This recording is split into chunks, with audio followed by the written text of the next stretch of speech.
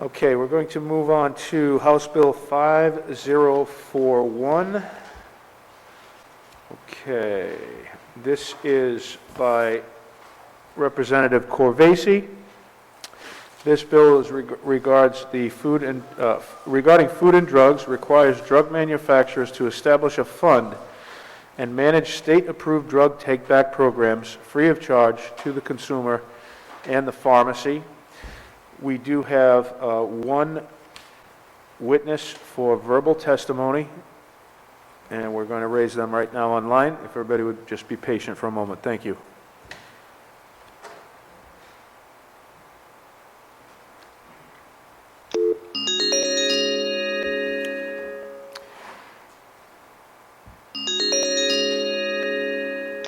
Yes, hello, who am I speaking to?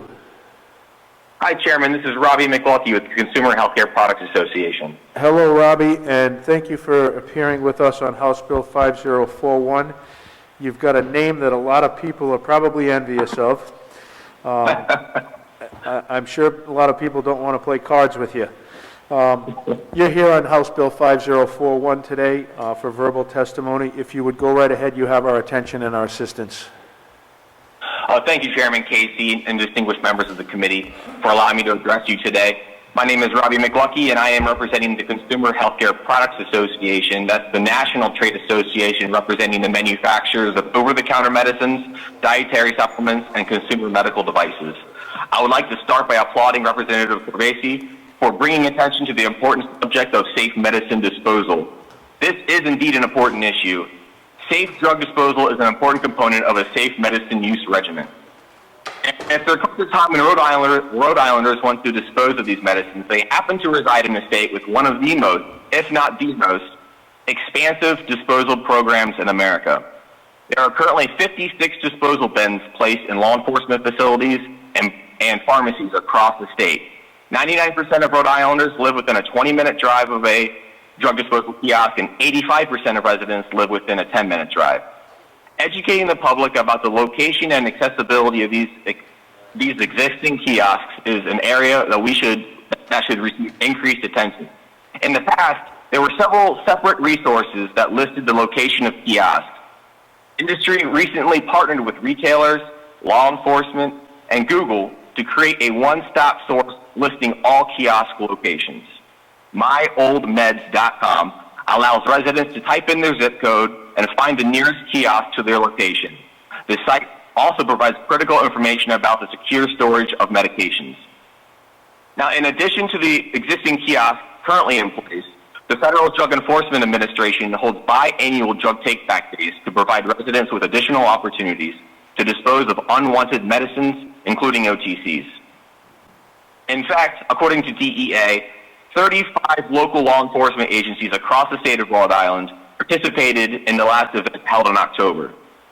Unfortunately, this bill seeks to shift the cost of the existing voluntary program to pharmaceutical manufacturers. OTCs are often the first line of defense against common ailments for thousands of Rhode Island families. And this bill threatens the affordability of these medications that these families depend on. Rather than shifting the sole responsibility of funding and reinventing the wheel, so to speak, creating an entirely new program, the focus should be on promotion of the current resources and driving consumers to them. Once again, Mr. Chairman, I thank you for allowing me the opportunity to address this committee about this important issue. However, the framework this bill would create does not represent the best path forward for Rhode Island.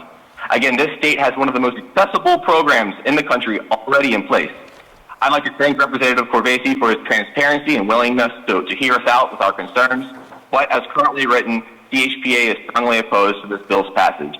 Thank you, sir.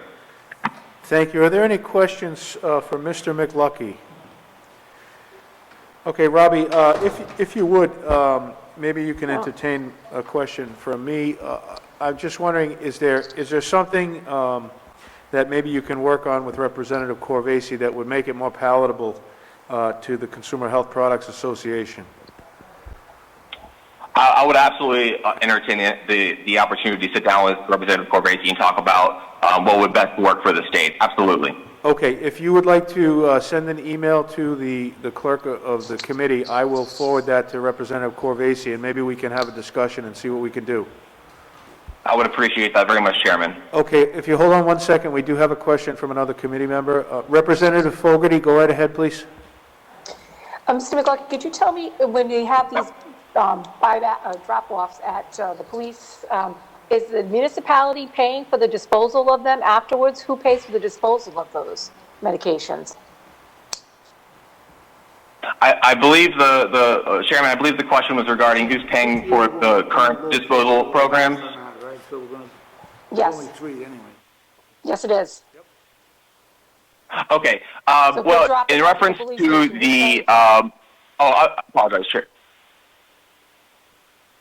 Go right ahead. I'm sorry. Representative Fogarty, if you could just speak up a little louder, I'm not sure we heard the question. Yeah, he was right. I'm asking if, who is paying for, like, the municipalities and the police stations who are collecting it? What's the disposal fee and who's paying for it? Would the municipalities be paying for it? Okay, I think I was able to What's hear the a bit cost better of that that time. disposal? The right now, the disposal sites that are within the pharmacies, which I know CVS has been a big player in this. Walgreens has been doing this. The retailers and the pharmacies are paying for those. There's also sites within law enforcement, and I'm not quite sure where the funding comes for law enforcement facilities. I do know the DEA does do the biannual drug take-back days, so they are involved. But when it comes to local law enforcement, I would have to look into it for your specific state, Representative.